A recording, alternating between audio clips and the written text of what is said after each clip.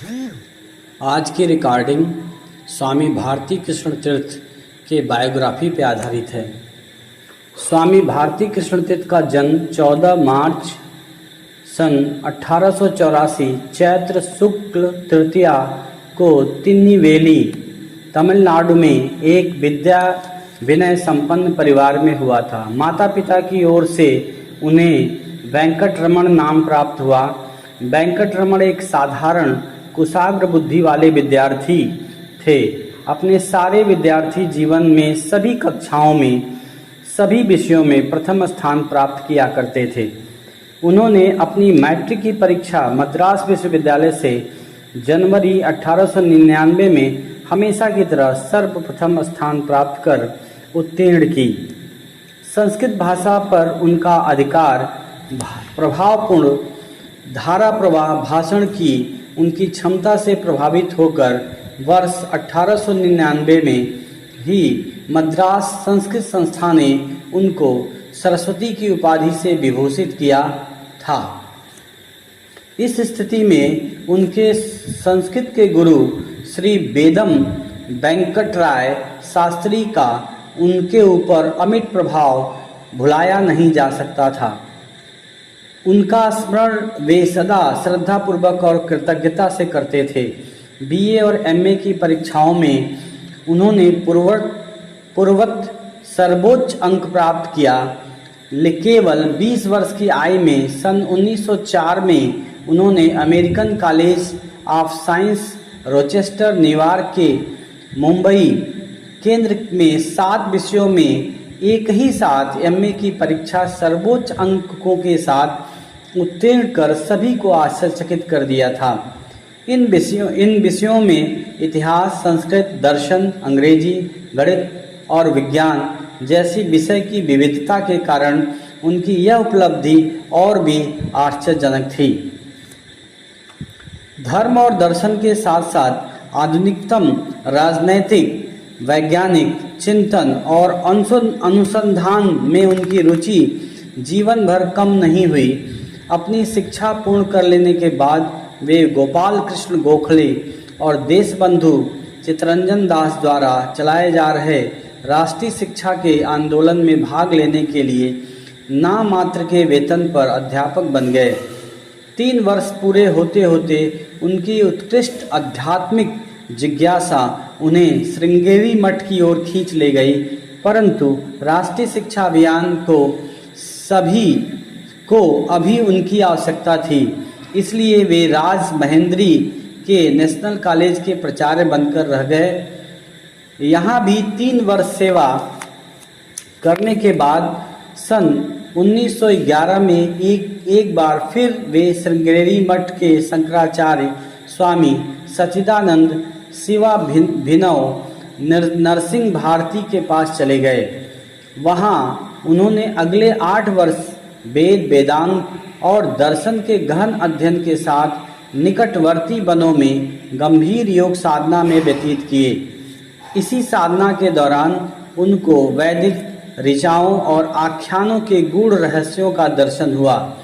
ज्ञान, आयु और अनुभव की प्रौढ़ता प्राप्त कर लेने के बाद 35 वर्ष की आयु में शारदा पीठ के शंकराचार्य स्वामी त्रिविक्रम तीर्थ महाराज ने 4 जुलाई 1919 को उन्हें काशी में संन्यास की दीक्षा दी और नाम दिया स्वामी भारती कृष्ण तीर्थ।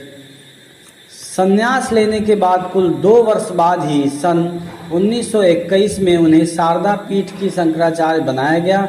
संपूर्ण भारत का भ्रमण और जन जागरण का उनका कार्यक्रम अनवरत चलता रहा। इसी अवधि में 1921 में उन्होंने कराची में आयोजित खिलाफत कांग्रेस में भाग लिया। देश भर में घूम घूमकर स्वतंत्रता संग्राम की अलख जगाई और 1922 में मुंगेर में दिए गए एक व्याख्यान के कारण उन्हें हजारीबाग की जेल में 1 वर्ष की सजा काटनी पड़ी। सन 1925 में उन्हें गोवर्धन पीठ के शंकराचार्य पद पर विभूषित किया गया। वे गोवर्धन पीठ के 143वें शंकराचार्य थे। उन्होंने 1953 में नागपुर में विश्व पुनः निर्माण संघ की स्थापना की। 1958 में खराब स्वास्थ्य के बावजूद सेल्फ रियलाइजेशन फेलोशिप नामक संस्था के आमंत्रण पर संयुक्त राज्य अमेरिका की यात्रा की। स्वामी जी ने वहां 3 माह प्रवास किया। इस अवधि में उन्होंने कई महाविद्यालयों, गिरजाघरों तथा सार्वजनिक संस्थानों में प्रवचन दिए। उन्हें गणितीय प्रदर्शन करने के लिए आमंत्रित किया गया था। अपनी वापसी यात्रा में उन्होंने कुछ भाषण ब्रिटेन में भी दिए थे। वैदिक विज्ञान उनका प्रिय विषय था और वैदिक गणित को वे उसकी प्रत्यक्ष और व्यवहारिक विद्या के रूप में प्रस्तुत करते थे। इस प्रकार के सैकड़ों व्याख्यान उन्होंने भारत के विविध नगरों में घूम घूम कर वहाँ के प्रबुद्ध जनों के समक्ष दिए थे। काशी और नागपुर के विश्वविद्यालयों में तो उन्होंने बाकायदा कक्षाएं भी लगाई थीं। स्वामी भारती कृष्ण तीर्थ द्वारा रचित वैदिक गणित नामक ग्रंथ एक अद्भुत, चमत्कारी एवं क्रांतिकारी ग्रंथ है। गणित के प्रश्नों को हल करने का इससे नितांत नवीन दृष्टिकोण प्रस्तुत किया गया है। इस ग्रंथ में 16 सूत्र 13 उपसूत्रों के आधार पर शीघ्र गणना की विधियां प्रस्तुत की गई हैं। वैदिक गणित ग्रंथ का परिचय। वैदिक गणित नामक ग्रंथ स्वामी जी के देहावसान के पश्चात 1965 में बनारस हिंदू विश्वविद्यालय द्वारा प्रथम बार प्रकाशित हुआ, जो विश्व प्रसिद्ध है। इस पुस्तक का संपादन डॉक्टर वसुदेव शरण अग्रवाल ने किया है, जो उन दिनों विश्वविद्यालय में नेपाल राज्य ग्रंथमाला के प्रमुख संपादक थे। इस पुस्तक की प्रस्तावना स्वामी श्री प्रत्येक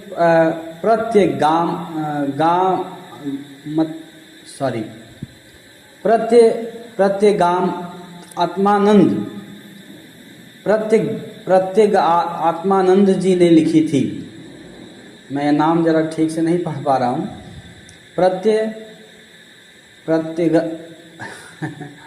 आत्मानंद जी ने लिखी। इस तथा श्रीमती मंजुलाबेन त्रिवेदी द्वारा लिखित बी माई बिलव्ड गुरुदेव, यह लेखक भी पुस्तक में समाविष्ट है। श्री स्वामी जी ने स्वयं इस पुस्तक की भूमिका लिखी है। पुस्तक कुल 40 प्रकरणों में विभाजित है, जिसमें 16 प्रकरण अंकगणित पर, 19 प्रकरण बीजगणित पर, 3 प्रकरण भूमिति पर है। एक अध्याय वैदिक न्यूमेरिकल कोड पर है तथा अंतिम अध्याय वैदिक गणित सूत्रों का अनुप्रयोग गणित शास्त्र के जिन विभिन्न शाखाओं में संभव है उनकी चर्चा प्रकरण सह निम्नलिखित विषयों की चर्चा उपलब्ध है। प्रकरण 1 वैदिक सूत्रों का प्रत्यक्ष प्रयोग, 2, 3 गुणा मल्टीप्लिकेशन, 4, 5, 27 भाग, 31, 32, 33 संख्याओं का वर्ग तथा घन, 34, 35, 36 संख्याओं का वर्गमूल तथा घनमूल, 26 आवर्त दशमलव, 28 सहायक भिन्न, 29, 30 विभाज्यता डिविजिबिलिटी, 6 बहुपदों का भागाकार, 7, 8, 9, 22 वर्ग तथा घन बहुपदों के गुणनखंड, 10 महत्तम समापवर्तक, 11, 12 से 16, 20 रैखिक समीकरण तथा युगपत रैखिक समीकरण, 17, 18, 19, 21 वर्ग घन तथा चतुर्थ घात समीकरण, 23, 24 आंशिक भिन्न, 37, 38 पाइथागोरस प्रमेय, अपोलोनियस प्रमेय, 39 विश्लेषिक सांख्यिक गणित एनालिटिकल कॉनिक्स, 40 विविध विषय। प्रमेयों में किसी भी गणितीय सत्य का प्रतिपादन किया गया जाता है। इस अर्थ में स्वामी जी के सूत्र प्रमेय नहीं हैं। स्वामी जी के सूत्र सत्य को प्रमाणित करने तथा प्रश्नों को हल करने के विविध तरीके हैं। तर्क और परिणाम तक पहुँचने की विधियाँ सरलतापूर्वक, सुग्राह्यता, सहजता और तथा शीघ्रता इन विधियों की विशेषता है। आधुनिक काल में इन सूत्रों का प्रयोग अंकगणित, बीजगणित, शेखागणित, त्रिकोणमिति, खगोल शास्त्र, कलन शास्त्र यानी कैलकुलस, सांख्यिकी, प्रायिकता इत्यादि क्षेत्रों में अधिक फलदायी सिद्ध हुआ। इन सूत्रों के प्रयोग से विषय वस्तु को सरल एवं आनंददायी बनाने में बहुत सहायता होती है। इन सूत्रों के अभ्यास पूर्वक प्रयोग से न केवल गणन क्षमता की वृद्धि होती है, अपितु मेधा शक्ति, तर्क शक्ति, अनुमान क्षमता, आकलन शक्ति, सहसंबंध विश्लेषण की क्षमता, पुनरावृत्ति मूलक क्षमता, प्रतिमान वाचन क्षमता आदि मानसिक तथा बौद्धिक क्षमताओं का विकास होता है। गणित शास्त्र के साथ साथ अन्य विषयों के अध्ययन अध्यापन में ये सारी क्षमताएं परम उपयोगी सिद्ध होती हैं। आज का काल स्पर्धा परीक्षाओं उसमें सफल होने के लिए गति शुद्धता अति आवश्यक है। इस सूत्रों के प्रत्यक्ष प्रयोग से उनके अभ्यास में वर्धित सभी क्षमताओं का उपयोग किसी भी कंपटीशन में फलदायी सिद्ध होता है। इसका अनुभव देश विदेश के संबंधित विद्वानों को आज भी हो रहा है। वैदिक गणित की विधियां एक ओर जहां गणित शिक्षण को सरल एवं रोचक बनाती हैं, वहीं दूसरी ओर नवीन शोध की ओर प्रेरित करती हैं। गणित क्षेत्र में स्वामी भारती कृष्ण तीर्थ का अद्वितीय योगदान है। उन्होंने 2 फरवरी बसंत पंचमी के दिन 1960 में मुंबई में महासमाधि ले ली। धन्यवाद।